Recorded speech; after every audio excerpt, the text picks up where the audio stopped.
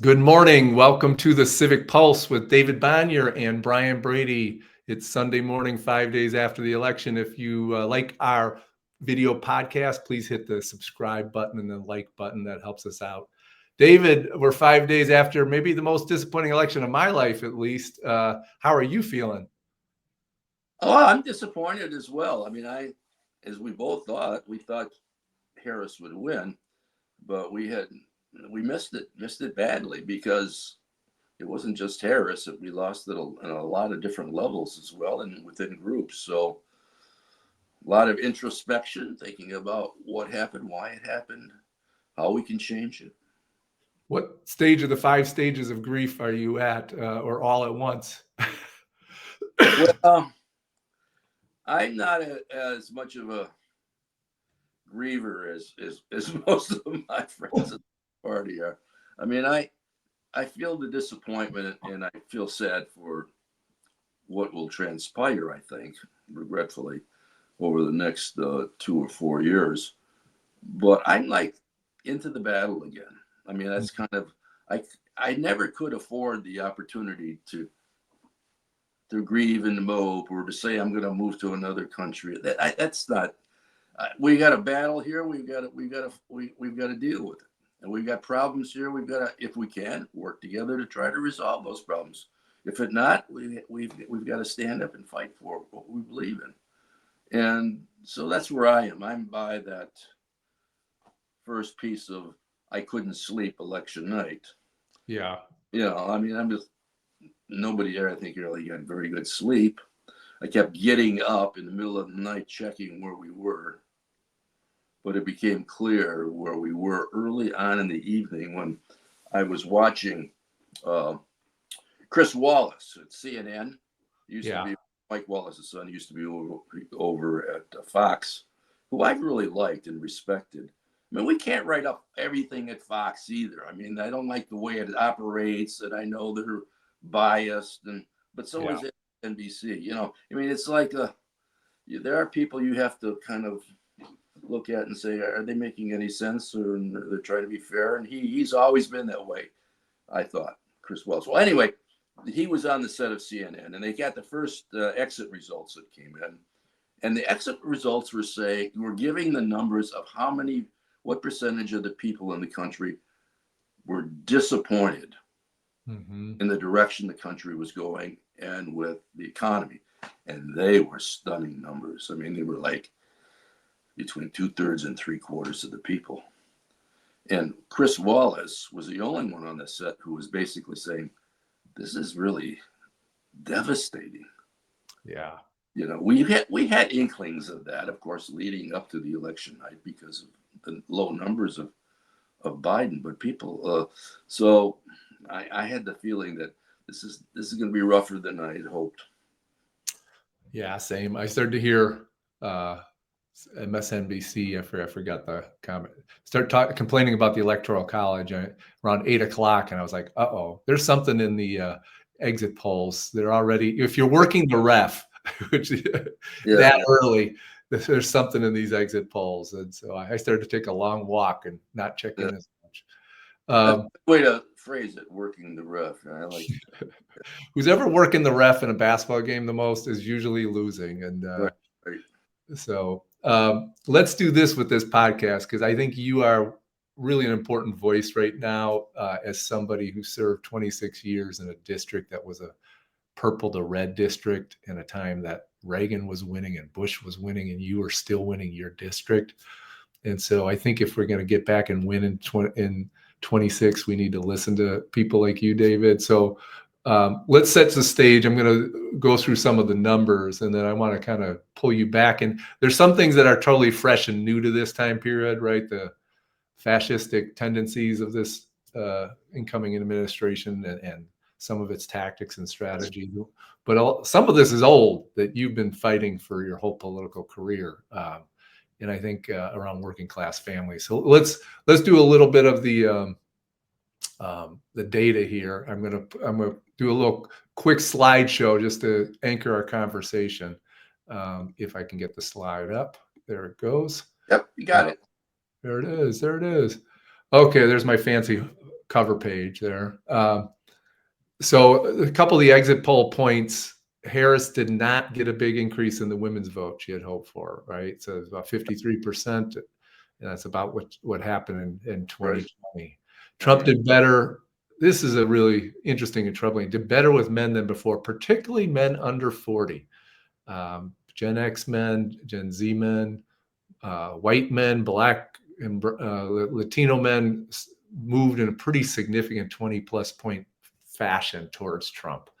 Highly troubling sign for the Democratic Party. Latino Hispanic voters are still voting in majority for Democrats, but but not by as much as the Democrats had hoped. And you see in Florida and Texas and in Arizona not getting the numbers there that they need to.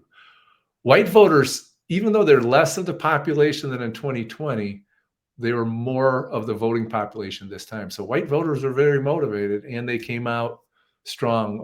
Obviously the white men is almost 60. I forgot the exact numbers, but it's about a 20-point split. Mm-hmm. White women, it's about an 8-point split. Mm-hmm. Under 100K income broke for Trump. I think that's a huge stat. Correspondingly, non-college educated voters broke for Trump.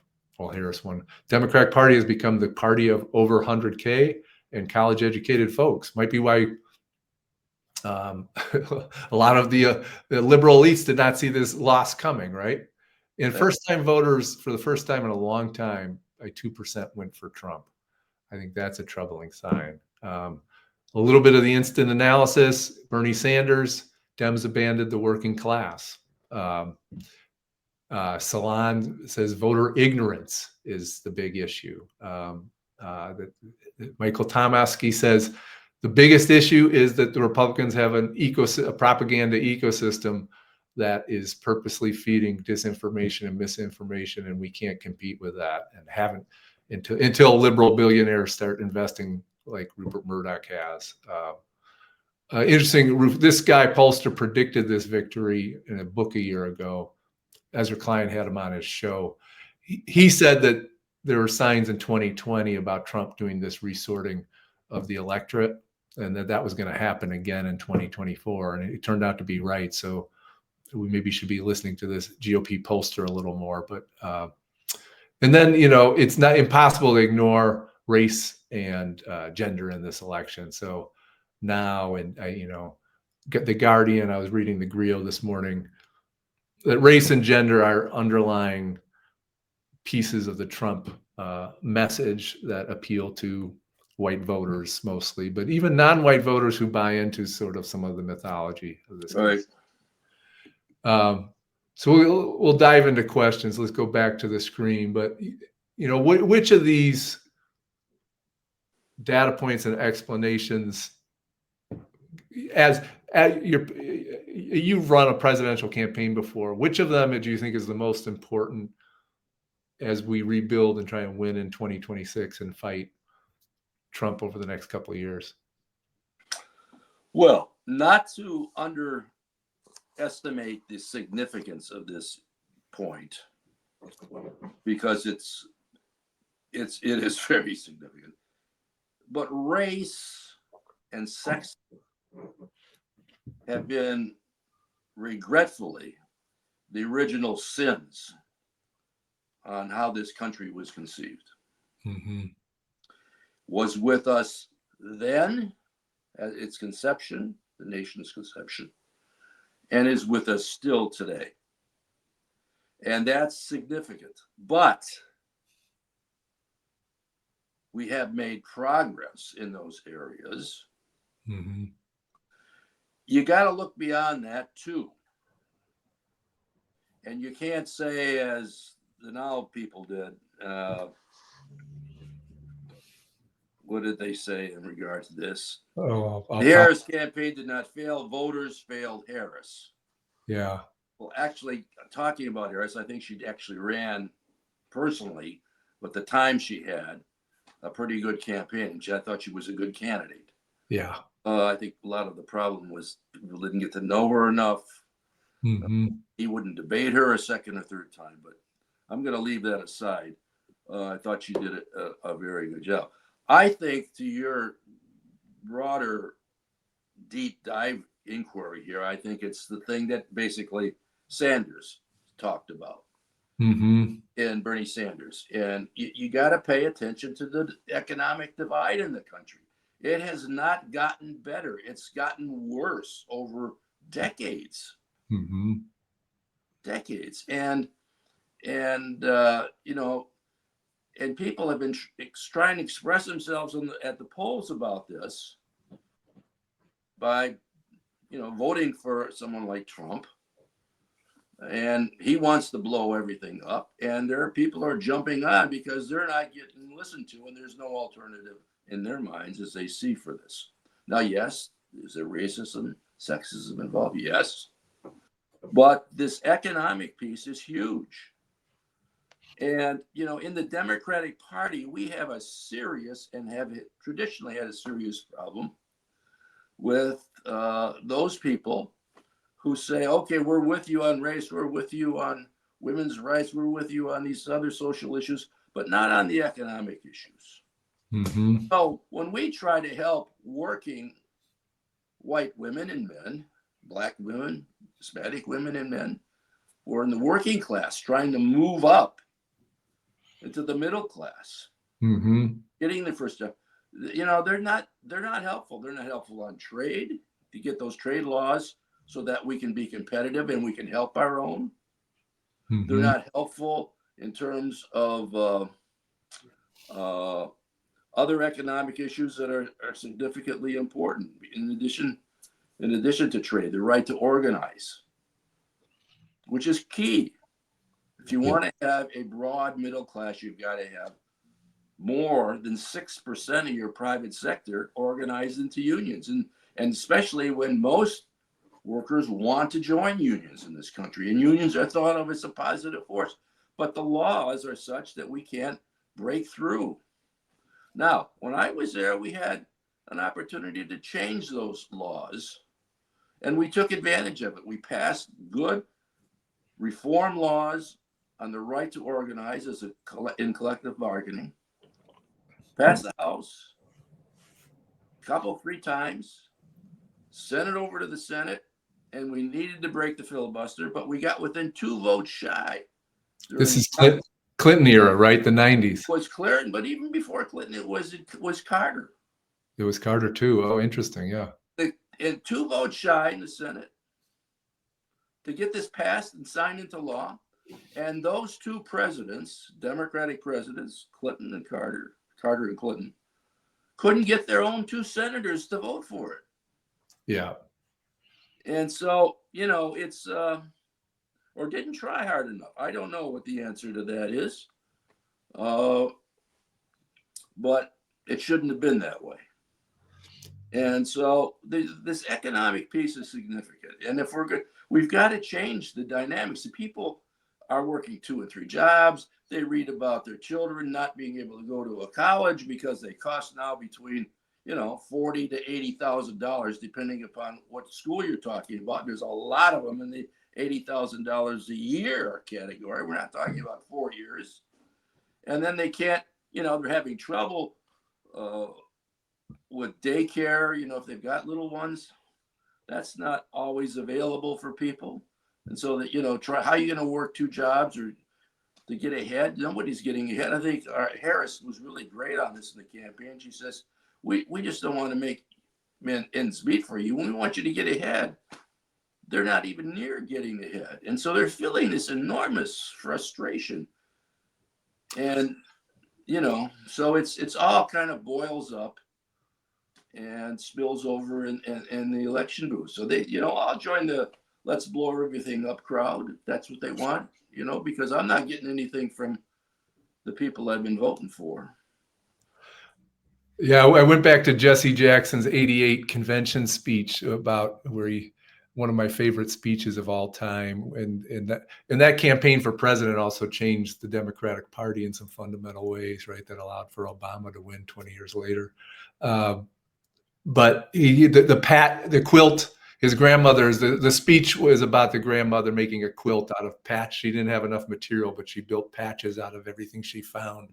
And he really challenged all the wings of the Democratic Party that your patch is beautiful, but it's not big enough. A yes and it to me, I agree with the racist and you know where racism and misogyny are are here and they caused a big part of this election. But how are we going to build our quilt? Right. Right? How are we going to grow it? And how do you build solidarity? And I think economic solidarity with folks, working class folks, and also non-working class folks who realize everybody deserves certain basic economic security, right, and healthcare, et cetera. But how did you do that, David, in your district? Because you had a working class district, and how did you not get labeled a quiche eater, fringe dem in those times? I like quiche, by the way. Nothing wrong with quiche. Yeah, I like quiche too. Uh, well, let me say this: that I had an unusual situation because I had really great people work for me. I had six people work for me that stayed with me. They were at the very top of our process for 20. They stayed with me for 20 to 26 years. That's unusual. There's always a lot more turnover. Yeah, that's very unusual. And so we were very ideologically in sync with each other. And I think I was in sync with the district in terms of economic and social justice. Mm-hmm. And for those in the community who weren't in sync on the social justice piece, they would grant us the leeway to move on the social issues as long as they were economically making it. Mm-hmm.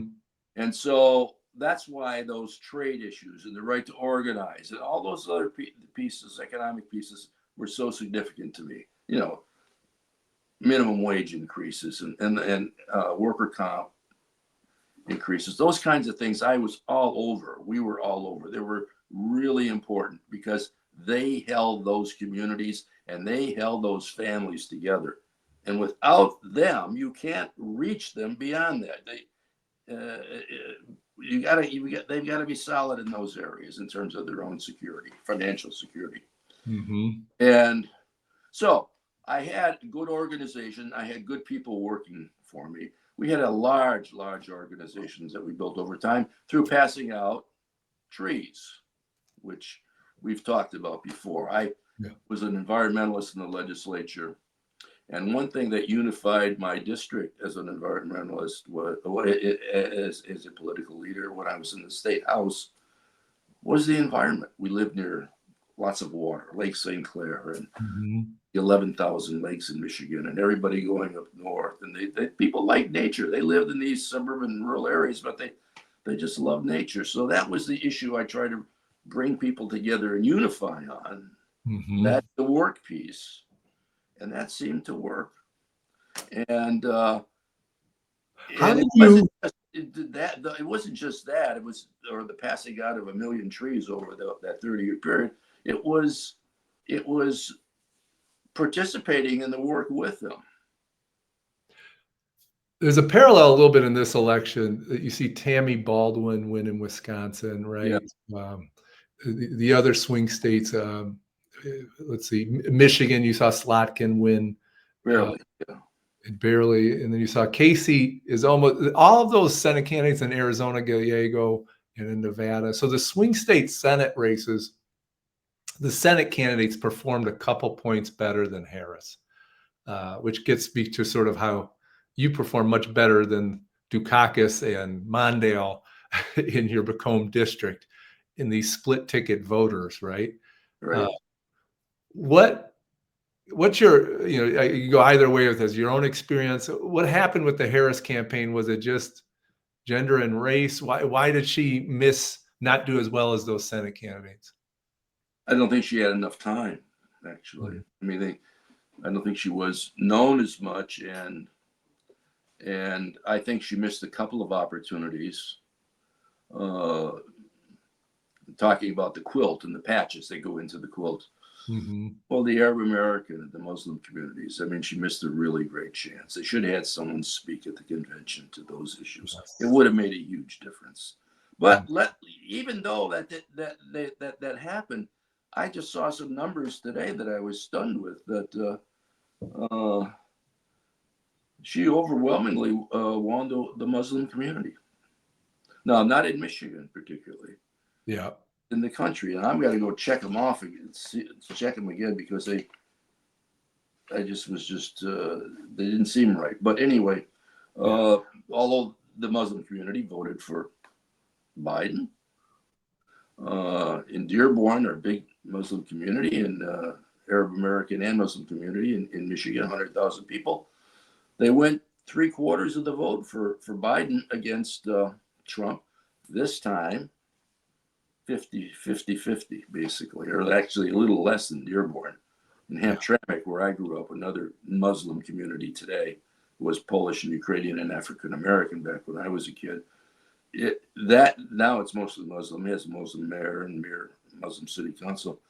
They went for Harris, barely, but they went for her. So, you've got to do better with the quilt, with the patches, and she didn't have basically the time, I think, to get that done. But I think personally, I think she was liked. I mean, her approval rating skyrocketed from, I shouldn't say skyrocketed, it climbed. It climbed up to the high 40s, almost 50% by the time the election was over with. Yeah, it is fascinating that, Tammy Baldwin, right, a lesbian woman in Wisconsin, conservative Wisconsin, could win there. But I think it just comes down to she's been there for 12 years, has traveled in every part of that state, and she's highly likable when you meet her. So enough people had met and experienced Tammy Baldwin, right? Right. Yeah, exactly right. And in Minnesota, Keith Ellison, who is he's from Detroit originally. I know him and like him very well. Attorney General, he's a Muslim, and he got reelected.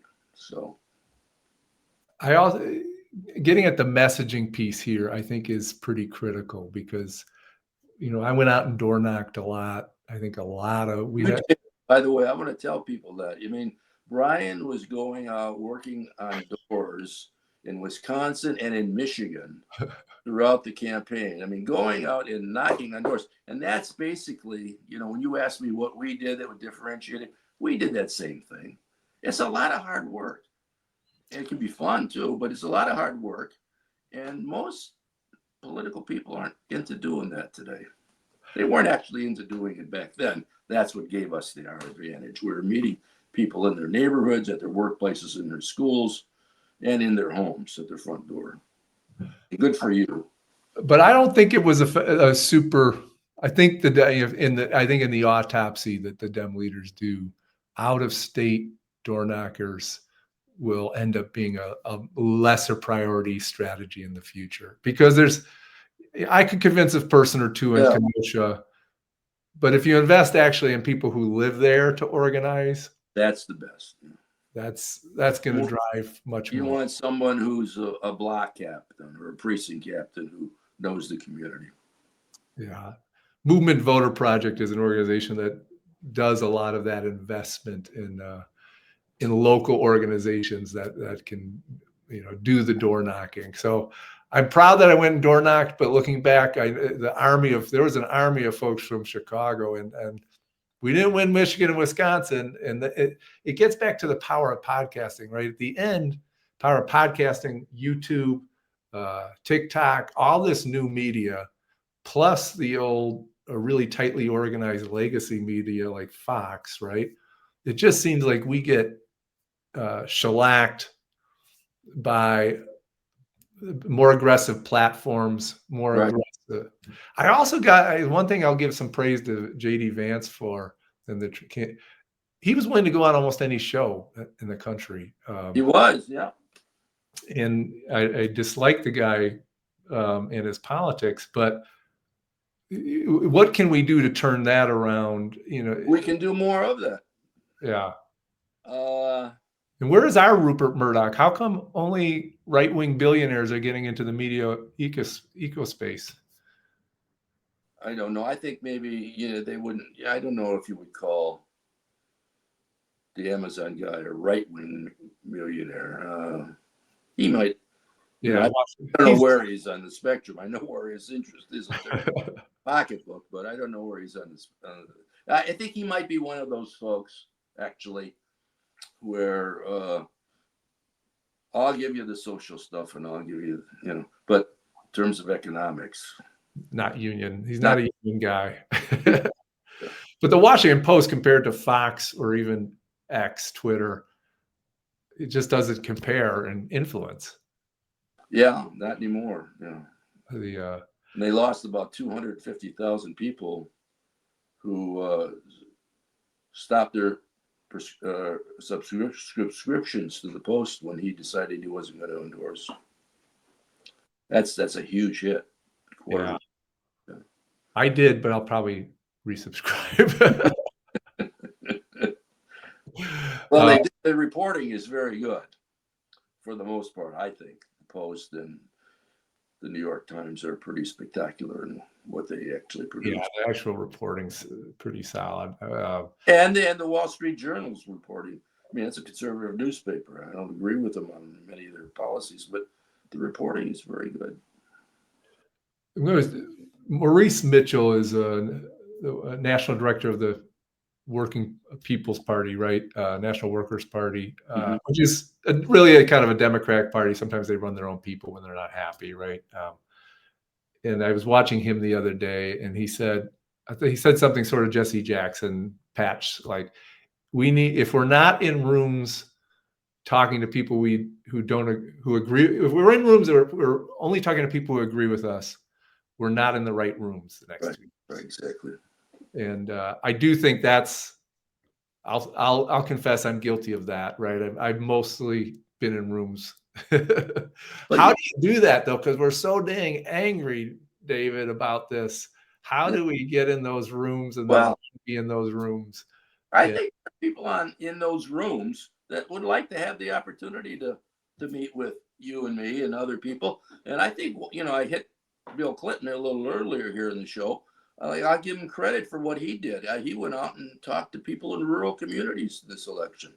He did it in a lower key way, but, to try to figure this out a little bit. So we need to do more of that, more listening, finding common areas where we can agree on. And there are areas where we can agree on and get things done. I mean, we should be able to get the immigration things done, for heaven's sakes. We had, one of the more conservative people in the U.S. Congress and the United States Senate lead the effort to get it done. The senator from Oklahoma.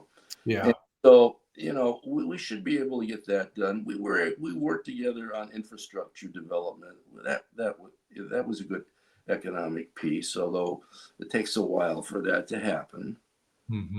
These people are the folks out there who are working hard and trying to struggle to make the grocery bill, get the food they need for their family, and or the gasoline for their car. They're waiting at stop signs while construction is going on. Well, it's construction for a bridge or a road, or it's good needed things, but it just adds to their frustration. And so they didn't see the public works bill necessarily, which has put a lot of people to work and pumped a lot of money into the economy. They didn't see that as helping them personally, but they saw it as a frustration oftentimes when they were stuck in traffic because of it. Yeah. Well, it makes me think for the next few episodes and maybe the next episodes over the next year, we need to be talking to people who are getting out, progressives who are talking to new constituencies, right? And have new messages and new ways of messaging. And so maybe get some, maybe try to get some people who are on the other side of us on politics, get them on the show and have at least let them speak, and let's hear what they have to say. Where can we agree with you? And what do you think we can be helpful to in working together on something?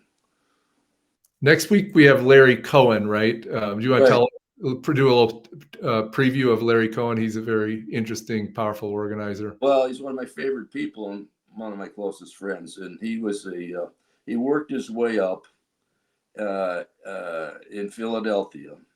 Came from a working class family. Larry ended up sailing the seven seas and working on a ship, gone basically. And he worked his way through politics. He got himself a degree. He's a smart guy. He got himself elected to the leader, president of the Communication Workers of America. This is a union now, close to 1 million workers. Oh yeah. Larry was their president for a number of years, and was progressive as you can get. Working issues. Larry and I worked with Jobs for Justice on working issues. He got me involved in that, and he got me involved in a lot of things. And I liked working with him because he's so passionate and caring. So he's basically for these issues of the right to organize and good trade policies.